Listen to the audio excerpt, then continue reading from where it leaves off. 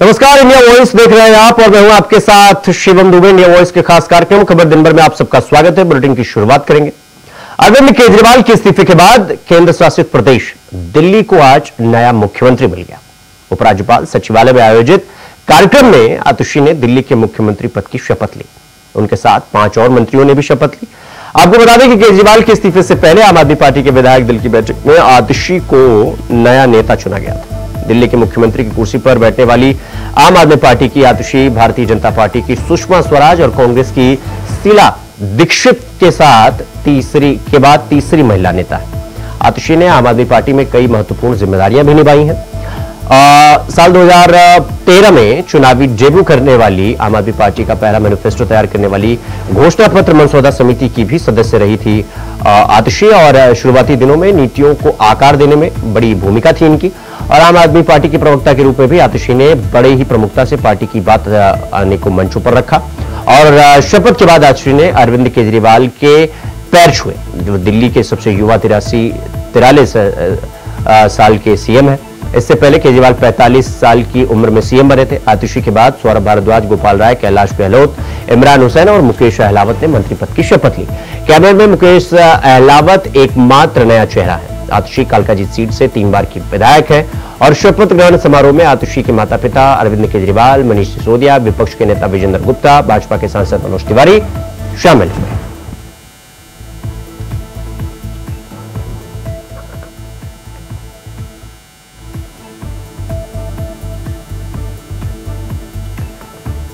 तो ये 6 तस्वीरें हम आपको दिखा रहे हैं जहां पर आतिशी ने मुख्यमंत्री पद की शपथ ली और इसके बाद 5 नए मंत्री, 4 पुराने और 1 नए, और ये 5 जो मंत्री जिन्होंने आज शपथ ग्रहण किया उनकी तस्वीरें हम आपको दिखा रहे हैं। कैलाश गहलोत, सौरभ भारद्वाज, इमरान हुसैन, गोपाल राय और मुकेश अहलावत। इसमें से मुकेश अहलावत नए चेहरे के रूप में मंत्री पद की शपथ ली उन्होंने। मैं दिल्ली के बेटे, दिल्ली के इतिहास में सबसे लोकप्रिय मुख्यमंत्री अरविंद केजरीवाल जी, आम आदमी पार्टी के नेता, मेरे बड़े भाई और राजनीतिक गुरु अरविंद केजरीवाल जी का धन्यवाद करना चाहती हूं कि उन्होंने मुझ पर भरोसा किया और मुझे इतनी बड़ी जिम्मेदारी सौंपी, दिल्ली के लोगों की देखरेख की जिम्मेदारी सौंपी। लेकिन आज मैंने मुख्यमंत्री के तौर पे शपथ ग्रहण जरूर किया है, लेकिन ये मेरे लिए, हम सबके लिए एक बहुत भावुक क्षण है जब अरविंद केजरीवाल जी दिल्ली के मुख्यमंत्री नहीं हैं। अरविंद केजरीवाल जी वो व्यक्ति हैं जिन्होंने पिछले 10 सालों में दिल्ली की तस्वीर को बदल डाला, जिन्होंने पिछले 10 सालों में दिल्ली की आम लोगों की जिंदगी को बदल डाला। अरविंद केजरीवाल जी वो व्यक्ति हैं जिन्होंने दिल्ली में रहने वाले एक आम इंसान का, एक गरीब इंसान का दर्द समझा, उनके रोज रोज का संघर्ष समझा। उन्होंने समझा कि एक आम परिवार के लिए किस तरह से अपना घर चलाना मुश्किल होता है। अरविंद केजरीवाल जी वो व्यक्ति हैं जिन्होंने दिल्ली वालों को फ्री बिजली दी, 24 घंटे बिजली दी। अरविंद केजरीवाल जी वो व्यक्ति हैं जिन्होंने दिल्ली के सरकारी स्कूलों में पढ़ने वाले बच्चों का भविष्य बदल डाला, उनको जिंदगी में एक नया अवसर, आगे बढ़ने का अवसर दिया। अरविंद केजरीवाल जी वो व्यक्ति हैं जिन्होंने दिल्ली की महिलाओं को शिक्षा में, रोजगार में आगे बढ़ने का मौका दिया, फ्री बस यात्रा देके। अरविंद केजरीवाल जी वो व्यक्ति हैं जिनकी वजह से आज दिल्ली के लोगों को अपने परिवार के सदस्य का इलाज करवाने के लिए अपने गहने नहीं गिरवी रखने पड़ते, अपने घर नहीं गिरवी रखने पड़ते, क्योंकि सरकारी अस्पतालों में अच्छा इलाज होता है। तो जब अरविंद केजरीवाल जी दिल्ली के मुख्यमंत्री नहीं रहते तो ये हम सब के लिए एक बहुत मुश्किल और एक भावुक घड़ी। आज क्यों अरविंद केजरीवाल जी दिल्ली के मुख्यमंत्री? देखिए, ये पूरी टीम अरविंद केजरीवाल की टीम है और अरविंद केजरीवाल की इस टीम का जो लक्ष्य है कि अरविंद केजरीवाल जी ने जो काम शुरू किए, चुनाव तक उसे और ऊंचाइयों तक ले जाना। दूसरा, अभी खास तौर से चूंकि सर्दियों में वायु प्रदूषण का स्तर काफी बढ़ता है, तो उसको कैसे दिल्ली की जनता के साथ मिल करके नियंत्रित किया जाए, उसको कार्य योजना बना करके काम करेंगे। साथ ही साथ इस तरह की जो और चुनौतियां हैं उनके भी समाधान के लिए हम मिल करके प्रयास करेंगे। देखिए, सरकार ने बहुत सारे काम किए हैं। आज दिल्ली के लोगों को इन तमाम विपरीत परिस्थितियों के बावजूद भी फ्री बिजली मिल रही है, लोगों को फ्री पानी मिल रहा है, लोग अस्पताल अच्छे बन रहे हैं, मोहल्ला क्लिनिक चल रहे हैं, स्कूल अच्छे बन रहे हैं, लोगों को फ्री जांच हो रही है, दवाइयां मिल रही हैं, महिलाओं की तीर्थ यात्रा हो रही है, बुजुर्गों की तीर्थ यात्रा हो रही है, बहुत सारे काम हो रहे हैं। लेकिन उनमें जो अड़चनें आती हैं उनका समाधान करना और जो कुछ और काम इन चुनाव तक जो हमारे पास समय है उसको और बेहतर बनाने के लिए हम मिल करके जो है वो प्रयास। देखिए, जो मार्गदर्शन और नेतृत्व अरविंद केजरीवाल जी का रहा अभी तक, वो आगे भी रहेगा उसी प्रकार से। और हमारा गोल सिर्फ एक ही है कि दिल्ली की जनता के लिए जिस प्रकार से पहले काम करते रहे उसी प्रकार से आगे भी काम करते रहेंगे। और हम सभी का संकल्प एक ही है कि अरविंद केजरीवाल जी को वापस जो चुनाव है उनमें वापस लेके आना है और फिर दोबारा उसी प्रकार से लोगों के लिए काम करना है। मैं माननीय मुख्यमंत्री अरविंद केजरीवाल जी का बहुत बहुत तहे दिल से शुक्रगुजार हूं और हम लोग दोबारा 4 महीने बाद 5 महीने बाद दोबारा दिल्ली असेंबली का इलेक्शन होने वाले हैं, तो हम दोबारा बहुत मजबूती के साथ दिल्ली की जनता अरविंद केजरीवाल जी को मुख्यमंत्री बनाने जा रही है। देखिए, अरविंद केजरीवाल जी की गाइडेंस से हम लोग काम कर रहे हैं और उन्हीं की सरपरस्ती में सारा काम दिल्ली का चल रहा है। चाहे वो एजुकेशन मॉडल हो, आप दिल्ली का देख लें, चाहे 200 यूनिट बिजली फ्री हो, चाहे 20,000 लीटर पानी फ्री हो, चाहे महिलाओं के लिए बस में यात्रा फ्री हो, तो उन्हीं कामों को लेके आगे बढ़ रहे हैं। ऐसा है, सब कुछ अरविंद जी और बाबा साहब की देन है कि आज हम जैसे लोगों को भी मंत्री बनाया है और जो भी काम होगा ज्यादा से ज्यादा उसको काम करेंगे। प्राथमिकता क्या रहेगी सबसे ज्यादा? प्राथमिकता है जो दलित समाज के लोग हैं, जो पिछड़े लोग हैं, उनकी जो काम नहीं हुआ है वो उनके काम पूरा करवाएंगे। मैं बहुत बधाई दे रहा हूं और उपस्थित होकर भी बधाई दिया हूं और मेरा मानना है कि इस बदलाव के बाद, हालांकि समय बहुत कम है, 3-4 महीने में दिल्ली में चुनाव होंगे, लेकिन दिल्ली को तीसरी महिला मुख्यमंत्री मिली है, उनको आतिशी जी को बहुत बहुत बधाइयां। बस मेरी कुछ दिल्ली के कंसर्न है जो मैं अब उनके मुख्यमंत्री बनने के बाद दूंगा। आज एक पत्र भी लिख रहा हूं, हो सकता है पत्र की कॉपी आप लोगों को उनको मेल होने के बाद आपसे भी शेयर कर लें। मतलब नई सरकार से क्या कंसर्न ये है कि एक तो क्या है, 9.5 साल में चूंकि उनके सीनियर रहे हैं अरविंद केजरीवाल जी, वो मुख्यमंत्री रहे, आप दिल्ली की स्थिति देख ही रहे हैं, सड़कों में गड्ढा, नदी गंदी, हवा गंदी, सब कुछ। तो हम उनसे प्रार्थना कर रहे हैं कि आप इस दबाव में मत आइएगा कि आप काम कर दोगे तो उनका नाम अरविंद जी का खराब होगा। आप अपना खुल करके काम करें, हम इस 3-4 महीने में आपका पूरा सपोर्ट। ये तो डम्मी सरकार है, डम्मी चीफ मिनिस्टर है और रिमोट से चलेगी। ये तो सिर्फ एक फॉर्मेलिटी है। केजरीवाल जी चूंकि मुख्यमंत्री कैसे रहते, वो एक मुजरिम है और जब 6 महीने दिल्ली की सरकार जेल से चलाने की बात की, वो भी एक छलावा था और अब उसका भंडाफोड़ हो गया जब वो बाहर आ गए, क्योंकि ना कैबिनेट हो सकती थी, ना हाउस हो रहा था, ना फैसले लिए जा रहे थे, ना कोई मीटिंग की जा रही थी। तो मैं तो पूछना चाहता हूं कि दिल्ली की जनता को पहले पिछले 8 महीने का हिसाब लेना है और अगले 3 महीने भी दिल्ली में जो सरकार होगी वो सिर्फ रिमोट से चलेगी। उसका अपना कोई फैसला नहीं होगा, ना अपना विवेक होगा, ना अपना कोई दृष्टिकोण होगा। देखिए, ना कोई आशा केजरीवाल जी से थी, ना केजरीवाल जी की जो परछाई छाया मुख्यमंत्री हैं, उनसे भी आशा करने का तुक इसलिए भी नहीं बनता कि अब 2 महीने का समय है उनके पास में और इतना बड़ा भ्रष्टाचार का पुलिंदा उनके सामने है। तो मैं समझता हूं कि चुनौती है ये और जिस प्रकार से दिल्ली आज जिसको कहने प्रगति की धार से अलग होती जा रही है, वो जवाबदेही भी जनता के सामने उनको देना होगा। जिस प्रकार से उन्होंने फोटो सेल्फी ली थी कूड़े के ढेर की, तो जब लेके आए तो उससे 1.5 गुना कूड़ा ढेर हो गया है। तब कहते थे मेरे पास नगर निगम नहीं है, नगर निगम मिल गया। पहले कहते थे मेरे पास में सरकार नहीं है, सरकार मिल गई। वो कहते थे एक बार कम है, दोबारा आ जाए, दोबारा मिल गई। अब 3-3 बार आप मुख्यमंत्री बने हैं, 2-2 बार, तो आपने क्या किया है जनता ये चाहती है।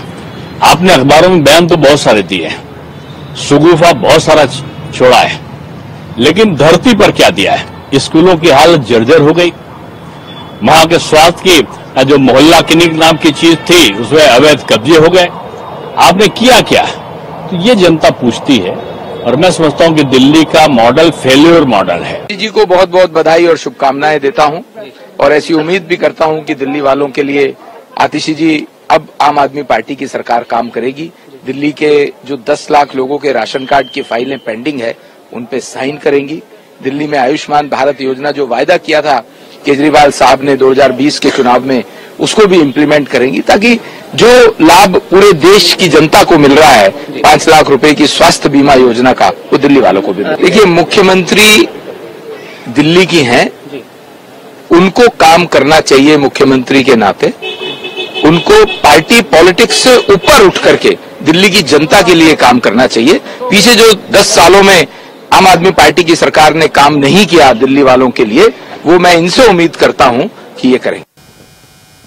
तो फिलहाल यहां पर रुकेंगे एक छोटे से ब्रेक के लिए। खबरों का सिलसिला जारी है, फौरन लौट रहा है।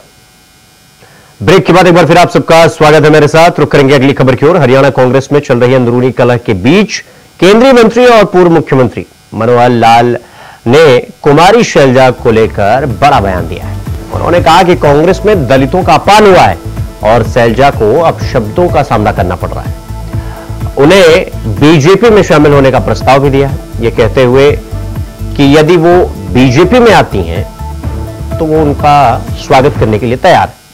वहीं बीएसपी के आकाश आनंद ने कहा कि शैलजा जी बहुत बड़ी दलित नेता है। उन्होंने पूरा जीवन कांग्रेस को समर्पित किया। उनके बदले में उन्हें इसके बदले में गालियां और जातिगत टिप्पणी सुनने को मिली। हम इस घड़ी में शैलजा जी के समर्थन में खड़े हैं। आपको बता दें कि हरियाणा के नारनौंद में कांग्रेस उम्मीदवार जस्सी पेटवाड़ के नामांकन कार्यक्रम था और इसमें उनमें एक समर्थन ने कुमारी शैलजा पर जातिगत टिप्पणी कर दी।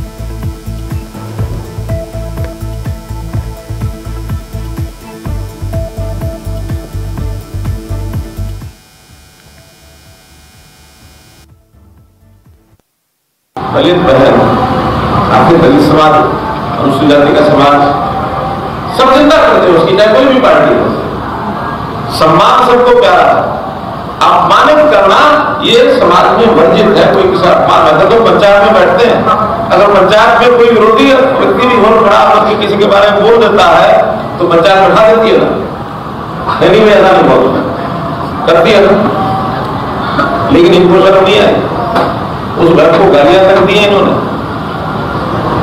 वो बैठिए अपना आराम से। एक बड़ा वर्ग आज सोच रहा है हम क्या करें। कुमारी शैलजा के प्रति किस प्रकार की मंशा इनकी आई है, किस प्रकार से उनके ऊपर उनको अपमानित किया गया है और फिर उल्टा सा बोल देते हैं 2 मिनट के अंदर। ये उसका निजी बयान है।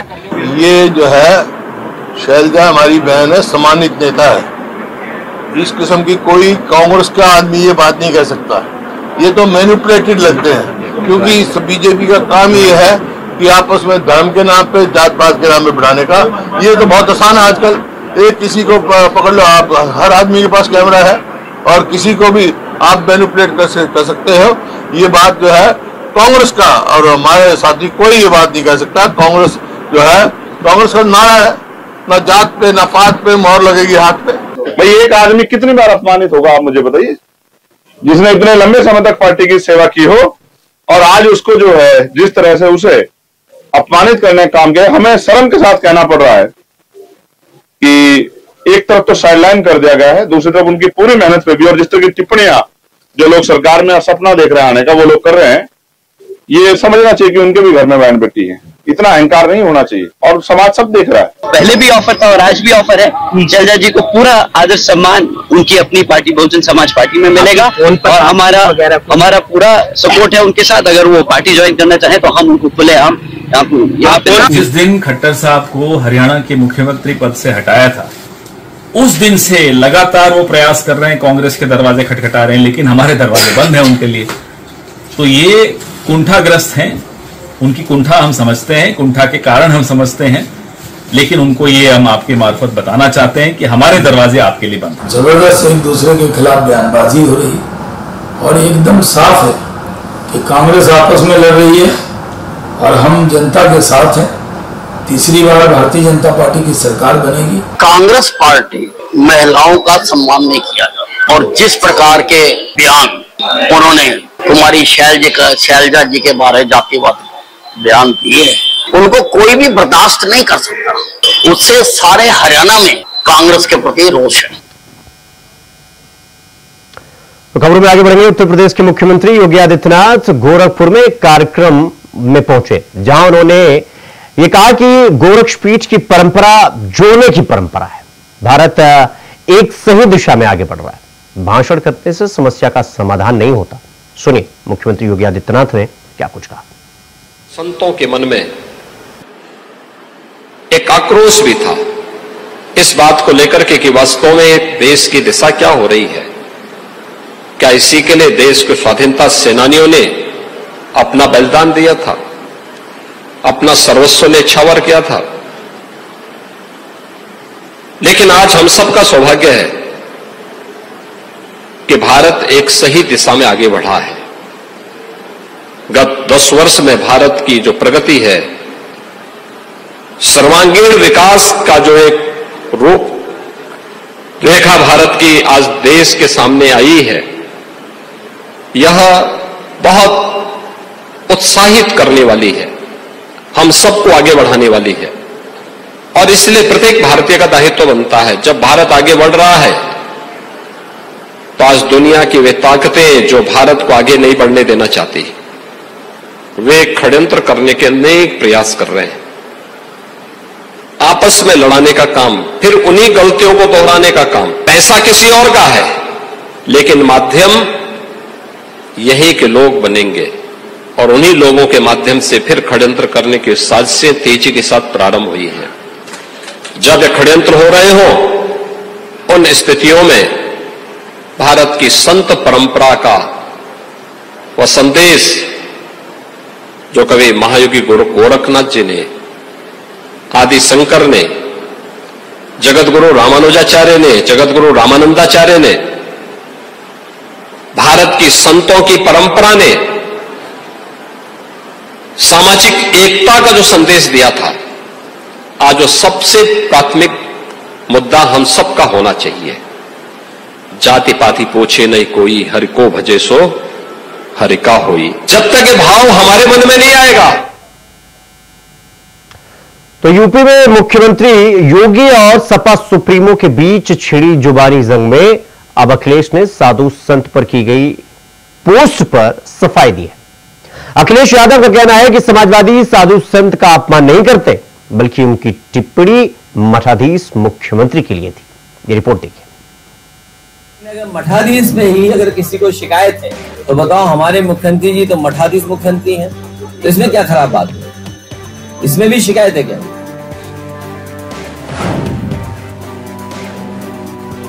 यूपी में मुख्यमंत्री योगी आदित्यनाथ और सपा सुप्रीमो अखिलेश यादव के बीच सियासी कलेश अब हर मंच पर दिखाई दे रहा है। जहां बुलडोजर और बाबा से शुरू हुई सियासी रार अब माफिया मठ से होती हुई मठाधीश और फर्जी एनकाउंटर तक जा पहुंची है। यही नहीं, साधु संत पर अखिलेश की गई टिप्पणी अब नए सियासी बवाल को जन्म दे रही है।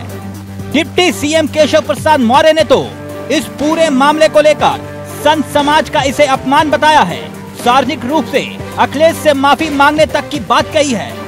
अखिलेश ने भी इसका जवाब दिया है और कहा है कि समाजवादी साधु संत का अपमान नहीं करती, उनकी टिप्पणी तो मठाधीश मुख्यमंत्री के लिए थी, ना कि साधु संतों के लिए। हमारे कभी किसी साधु संत ऋषि मुनि आचार्य किसी के बारे में हम समाजवादियों ने कभी टिप्पणी नहीं की होगी। हाँ, हम लोगों ने टिप्पणी जो की है वो मठाधीश मुख्यमंत्री जी पे टिप्पणी की, अगर की होगी तो, वरना हम लोग कभी किसी पे टिप्पणी नहीं करते। हम सबको पूजनीय मानते हैं, हम उनका सम्मान करते हैं, लेकिन अगर मठाधीश में ही अगर किसी को शिकायत है तो बताओ, हमारे मुख्यमंत्री जी तो मठाधीश मुख्यमंत्री हैं, तो इसमें क्या खराब बात है? इसमें भी शिकायत है क्या?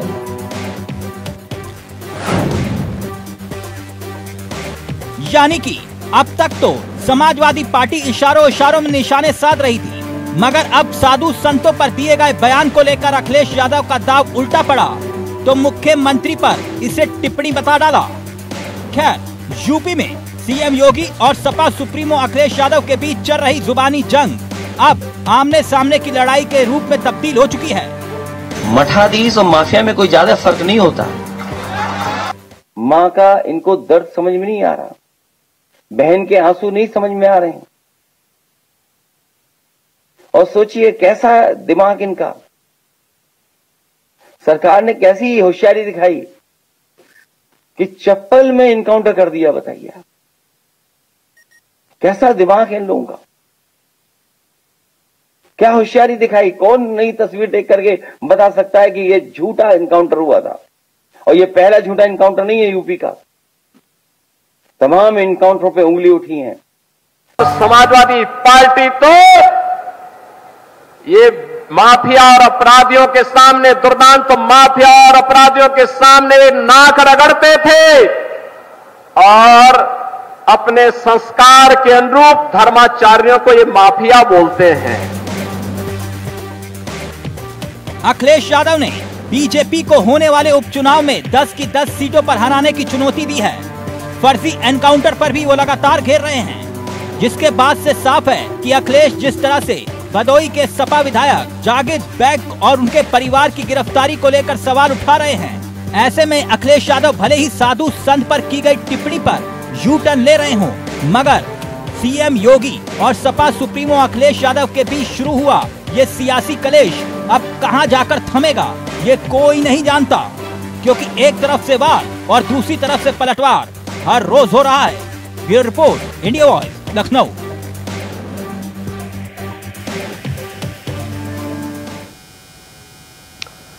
खबरों में आगे बढ़ेंगे। आपने एक कहावत या मुहावरा जरूर सुना होगा कि जाकोरा खिसाइयां मार सके ना कोई। अब ये मुहावरे का जीता जागता उदाहरण भी ये देख लीजिए। ये नोएडा में कार ने स्कूटी को टक्कर मारा और टक्कर इतना जोरदार मारा कि फ्लाईओवर के बीच में लड़की जाकर फंस गई। ये तस्वीर जो आप देख रहे हैं, ये फ्लाईओवर के गैप में जाकर महिला वहां पर टक्कर लगने के बाद वहां पर गिर जाती है। मगर भगवान की कृपा और भला देखिए कि महिला जहां गिरी वहां ब्रिज का पिलर था। महिला नीचे गिरने से बाल बाल बच गई, वरना महिला किसी बड़ी दुर्घटना का शिकार भी हो सकती है।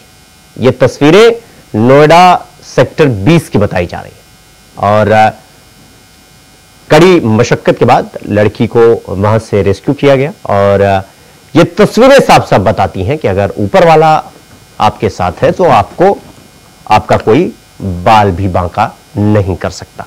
इसलिए हमने आपसे कहा कि जाकोरा खिसाइयां मार सके ना कोई।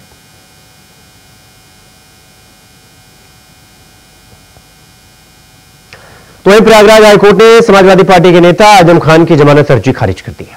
हाईकोर्ट में आजम खान पर रामपुर म्युनिसिपल बोर्ड की चोरी की गई ऑटोमेटिक स्वीपिंग मशीन उनकी यूनिवर्सिटी से बरामद हुआ था, जिसके साथ ही आजम और उनके बेटे अब्दुल्ला आजम की जमानत याचिका खारिज कर दी गई।